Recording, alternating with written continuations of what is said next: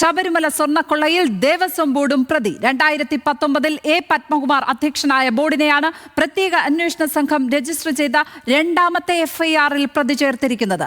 ഉണ്ണികൃഷ്ണൻ പോറ്റി ഒന്നാം പ്രതിയായ എഫ്ഐആറിൽ ദേവസ്വം കമ്മീഷണറാണ് മൂന്നാം പ്രതി. കട്ടിളപ്പടി സ്വർണ്ണക്കൊള്ളയിൽ മറുപടി പറയേണ്ടവരെല്ലാം പറയേണ്ടി വരുമെന്ന് മുൻ ദേവസ്വം ബോർഡ് പ്രസിഡന്റ് പത്മകുമാർ പ്രതികരിച്ചു. SIT അന്വേഷണത്തിൽ ആര് പ്രതിയായാലും നടപടി ഉറപ്പാണെന്ന് ദേവസ്വം മന്ത്രി VN വാസവൻ പറഞ്ഞു. ശ്രീകോവിൽ വാതിലിന്റെ കട്ടിളപ്പാളികൾ മോഷ്ടിച്ചതുമായി ബന്ധപ്പെട്ട് രജിസ്റ്റർ ചെയ്ത രണ്ടാമത്തെ എഫ്ഐആറിലാണ് ദേവസ്വം ബോർഡിനെ പ്രതി ചേർത്തത്. ശബരിമലയിലെ സ്വത്ത് നഷ്ടപ്പെടുന്ന രീതിയിൽ ദേവസ്വം ബോർഡ് അംഗങ്ങൾ പ്രവർത്തിച്ചുവെന്ന് ചൂണ്ടിക്കാണിച്ചാണ് ബോർഡിനെ 8ാം പ്രതിയാക്കിയത്. അതേസമയം ദേവസ്വം ബോർഡ് അംഗങ്ങളുടെ പേര് എഫ്ഐആറിൽ പ്രത്യേകം എടുത്തു പറയുന്നില്ല. ഉണ്ണികൃഷ്ണൻ പോറ്റിയാണ് രണ്ടാമത്തെ എഫ്ഐആറിലും ഒന്നാം പ്രതി. പോറ്റിക്ക് വേണ്ടി ബാക്കി വന്ന സ്വർണം കൈപ്പറ്റിയ കൽപേഷാണ് രണ്ടാം പ്രതി. മൂന്നാം പ്രതി ദേവസ്വം കമ്മീഷണറും 4ാം പ്രതി തിരുവാഭരണം കമ്മീഷണറുമാണ്. Executive officer, administrative officer, assistant engineer എന്നിവരും പ്രതിപട്ടികയിലുണ്ട്. അഴിമതി നിരോധനം, കവർച്ച, ഗൂഢാലോചന, വിശ്വാസവഞ്ചന എന്നീ വകുപ്പുകളാണ് ഇവർക്കെതിരെ ചുമത്തിയിട്ടുള്ളത്. സ്വർണം പൂശിയ ചെന്നൈയിലെ സ്മാർട്ട് ക്രിയേഷൻസ് അധികൃതരെ നിലവിൽ പ്രതി ചേർത്തിട്ടില്ല. തെറ്റുണ്ടായിട്ടുണ്ടെങ്കിൽ ഏത് ശിക്ഷയും ഏറ്റെടുക്കാൻ തയ്യാറാണെന്നായിരുന്നു മുൻ ദേവസ്വം ബോർഡ് പ്രസിഡന്റ് പത്മകുമാറിന്റെ ആദ്യ പ്രതികരണം. ശബരിമലയിൽ നടന്ന ക്രമക്കേട് മുഴുവൻ തന്റെ ഭരണസമിതിയുടെ കാലത്താണെന്ന് വരുത്തി തീർക്കാനാണ് ശ്രമിക്കുന്നതെന്നും പത്മകുമാർ ചോദിച്ചു.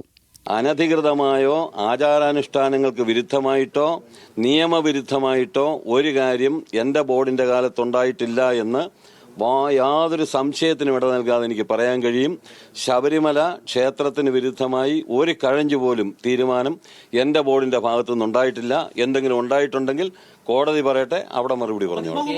കേസിലെ ഒന്നാം പ്രതി ഉണ്ണികൃഷ്ണൻ പോറ്റി ശബരിമലയിലേക്ക് എത്തിയത് എങ്ങനെയെന്ന് വിശദമായി പരിശോധിക്കണമെന്ന് പറഞ്ഞ പത്മകുമാർ ശബരിമല മുൻ തന്ത്രി കണ്ഠരര് രാജീവർക്കെതിരെയും ഒളിയം പെയ്തു. ശബരിമലയിൽ ഉണ്ണികൃഷ്ണൻ പോറ്റി വരുന്നത് 2007 അതിനു മുമ്പ് അദ്ദേഹം ജലഹള്ളി അയ്യപ്പ ക്ഷേത്രത്തിലെ ശാന്തിക്കാരനായിരുന്നു.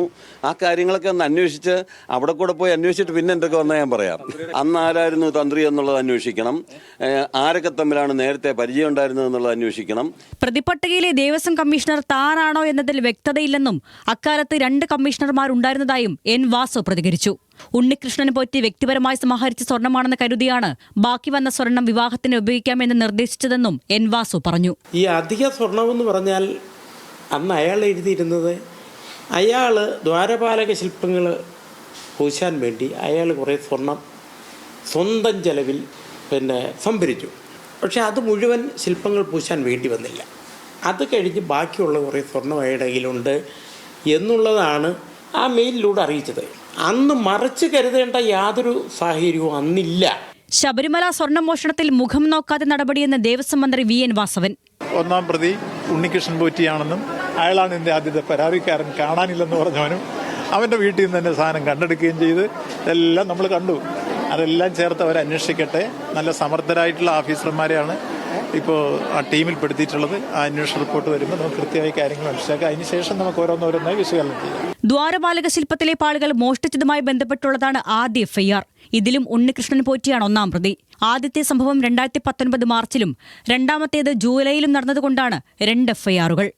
ന്യൂസ് മലയാളം, തിരുവനന്തപുരം.